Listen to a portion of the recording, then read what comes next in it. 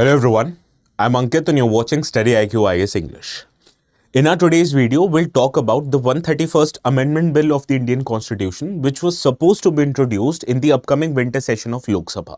But for some reason, government backtracked on this proposal. So what was the controversy that this proposed introduction created? Why was Punjab government after all against this introduction of a new amendment bill? Everything we are going to cover in our today's discussion. Now the notes that I will be using in this session, in case if you want to download them, you can go to a particular Telegram channel called as ATS Live. And while you're in this channel downloading the notes, please do not forget to subscribe to the channel also. So let us first understand why have we picked up Chandigarh as the subject of our today's discussion, because it directly relates to the 131st Amendment Bill that was supposed to be introduced by the government. Now, whenever there is an upcoming session of the Lok Sabha and Raj Sabha, the secretariat of these two houses issue a bulletin which is going to be about the proposed legislation that are expected to be introduced in that time frame.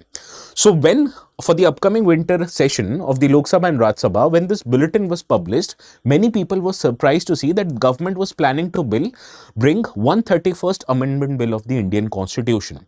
And in this bill, the government proposed to bring Chandigarh under Article 240 of the Indian Constitution. Now, when this proposal became public, the government and the political parties of Punjab, like Aam Aadmi Party and Congress, they became aggrieved and they alleged that the central government was trying to weaken the Punjab's claim over the Union Territory of Chandigarh. Right? So when coming under political pressure, the government of India decided to backtrack on this proposal. And you'd see this from the press issue that was released by the Home Ministry yesterday. If you read it, the Home Ministry categorically stated that they are not planning to bring any bill which would alter the constitutional status of Chandigarh in this upcoming winter session. So to understand this issue in toto, we need to let certain facts understand. First of all, we'll try to understand what is Chandigarh's current constitutional status and why is this status necessary, because of the unique history that have beset the area of Chandigarh. Similarly, we'll also try to understand why was first of all the government of Punjab aggrieved about this proposed change. So everything we are going to cover in our today's discussion. Now, first, let us start by understanding what was the proposed change that the government was trying to introduce from the 131st Amendment Bill. Now, you need to understand Chandigarh is unlike any other territory or city of India, because Chandigarh, first of all, is a union territory and it is a common capital of two states in the Indian Union, that is the state of Punjab and the state of Haryana. Now, the person responsible for administering the Chandigarh is known as Administrator of the Union Territory of Chandigarh, and he is no other person but the present Governor of Punjab, who holds an additional charge. So when it comes to managing or administering the Union Territory of Chandigarh, the Governor of Punjab is not responsible to the Council of Ministers of either Punjab government or either Haryana government. He acts independently in this regard by getting directions directly from the Union government.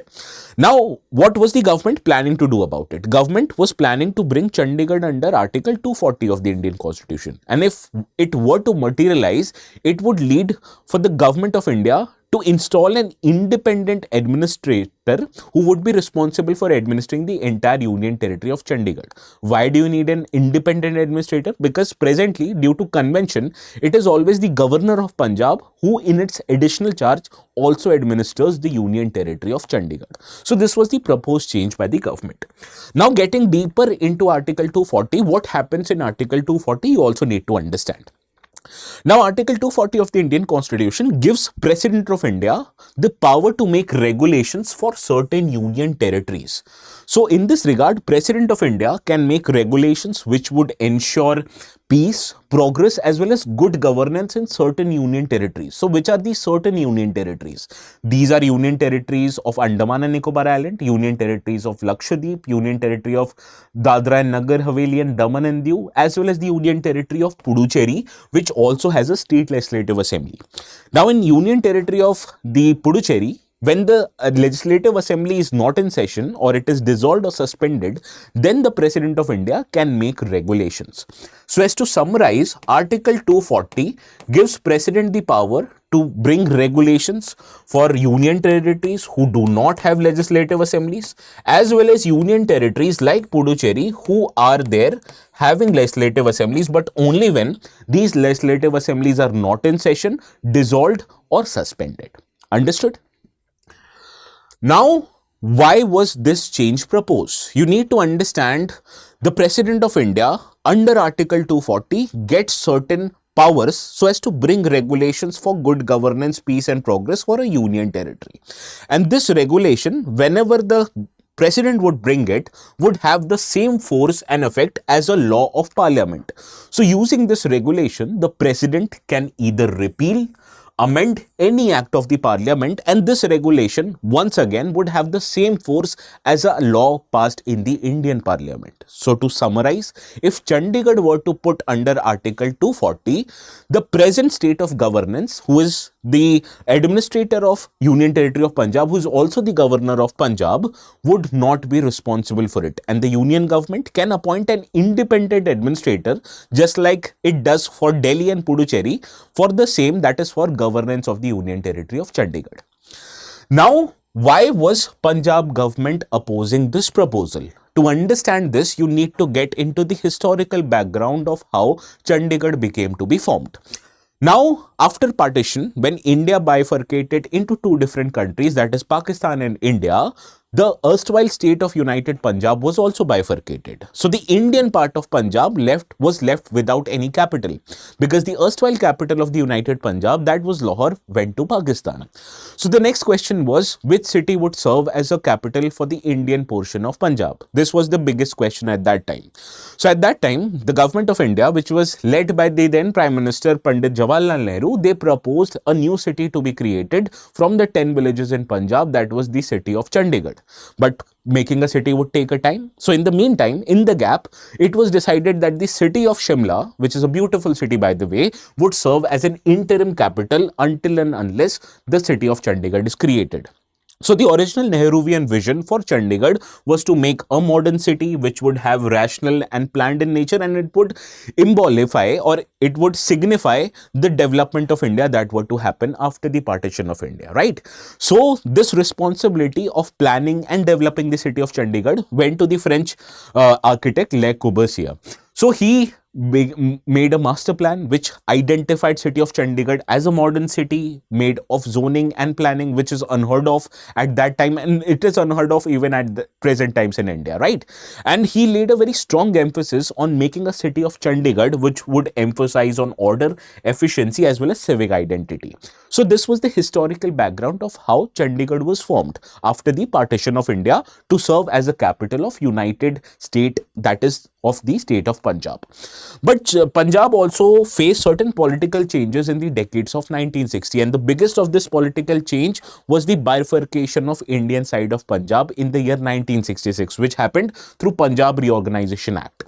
Now, when this Punjab state was bifurcated into two different states, that is Punjabi speaking state of Punjab as well as Hindi speaking state of Haryana. So the next question came that Chandigarh would act as a capital of which of these two states? Both of these states wanted Chandigarh as their own, and they wanted an administrative control over the state also. So the issue of this was politically resolved by then Union government. Union government stated that Chandigarh, which lay at the border of both these states, would serve as the common capital. And it also divided the properties in this Chandigarh with the ratio of 60 to 40, 60% for Punjab and 40% for Haryana. Now the next question came, who would govern Chandigarh? Because both of these states wanted it. So government came up with an idea. Why don't we make Chandigarh and give it a status of union territory? Then Chandigarh would not be under administrative control of either Punjab or Haryana. Rather, it will be under the administrative control of central government. So this is the present state of the Chandigarh, that it serves as a common capital for both Punjab and Haryana, but the administrative control of Chandigarh rests with the central government. Now, there was a proposal made by both states that why don't we bifurcate Chandigarh also and divide it with the state of Punjab and state of Haryana. But the government of India categorically rejected this proposal of bifurcating Chandigarh into two different territories. So at that time, the Prime Minister, Mrs. Indira Gandhi, she assured the people of Punjab and Chandigarh that Haryana were to get a separate capital, and in the meantime, they would temporarily use Chandigarh as their capital. But government of India at that time in 1970 particularly came under significant political pressure, and this was because of the threat given by the Punjabi Suba movement's head Fateh Singh, who threatened the government with self-immolation if Chandigarh was not to be given to Punjab. So under this political pressure, the government decided to make a separate capital for Haryana, and for that the government also gave government of Haryana the money in form of 10 crores, which was given each as a grant and loan, and it would allow Haryana to make a capital within next 5 years. And in the meantime, Haryana would get certain provisions and certain infrastructure in Chandigarh, which would they use temporarily as their administrative capital. So this was seen as a proposal. But you need to understand, close to 60 years have passed of this proposal that was given by government of India, and yet Chandigarh serves as a common capital for both Haryana and Punjab, right? And this becomes a source of displeasure for the government and people of Punjab. So the entire claim of this region, when Punjab claims Chandigarh, they claim it based on the historical reasons. First of all, government of Punjab says that Chandigarh was created by borrowing the land of 10 villages which remained in Punjab. So ideally, the historical claim over Chandigarh rests with Punjab. But on the other hand, the Haryana government stresses that Chandigarh is very important for administrative convenience of the Haryana government, because Chandigarh presently has all the infrastructure which is necessary to run the Haryana government. And that is why they reserve the right to have a portion of Chandigarh at least, because it serves as the capital city of Haryana as well. So these are the two claims, counter claims by Haryana, and the historical claims this has been done by state of Punjab. So let us understand what clarification has central government given now. Now the proposal, the central government says that yes, we have a proposal to change something in Chandigarh, but this proposal is only to ensure simplification of governance as far as the Union Territory of Chandigarh is concerned. But according to the government of India, this proposal is still under consideration with the central government. So no final decision has taken. So that is why they have not decided to introduce an amendment bill in this year's winter session. Now government says, or it has clarified, that when this proposal comes indeed, it will in no way seek to alter the current constitutional status or governance or administrative status as far as Chandigarh is concerned. And if any change were to happen, it won't happen without the explicit consent of the respective governments, that is government of Punjab and government of Haryana. So if the government were to decide on the matters relating to Chandigarh in future, it would definitely hold consultations with all stakeholders, and it would keep in mind the interest of Chandigarh as well. So that is why there is no need for any concern on this matter, and this has been confirmed by the Union Home Ministry. So the central government has clarified that no intention is there to introduce any bill for this effect in this upcoming winter session. Okay, so this was all for today's session. Now I have also practice question that I've curated exactly on the kind of discussion we had. But before this practice question, you need to understand one thing.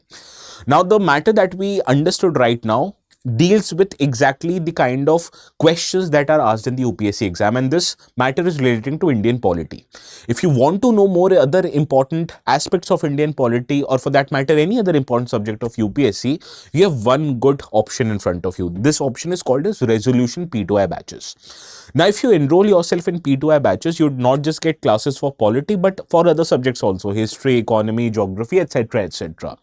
And one thing, if you can keep in mind, if you want to take admissions in this, before making the payment, if you apply the code ATS Live, you will get maximum discounts up to 7,000 rupees. But you will get this only when you apply the code ATS Live, and this discount is applicable for students who want to enroll for 2027 batch, 2028 batch, or even for optional batches.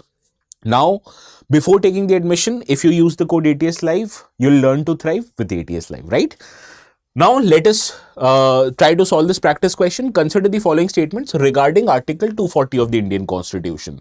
Please do let me know the correct answer of this question in the comment section. The ones who answer it correctly would get a thumbs up from my side, and then you'll know you've gotten it right.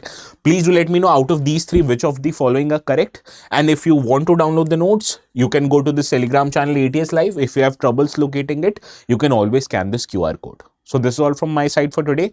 Please have a very good night. We'll see each other again tomorrow.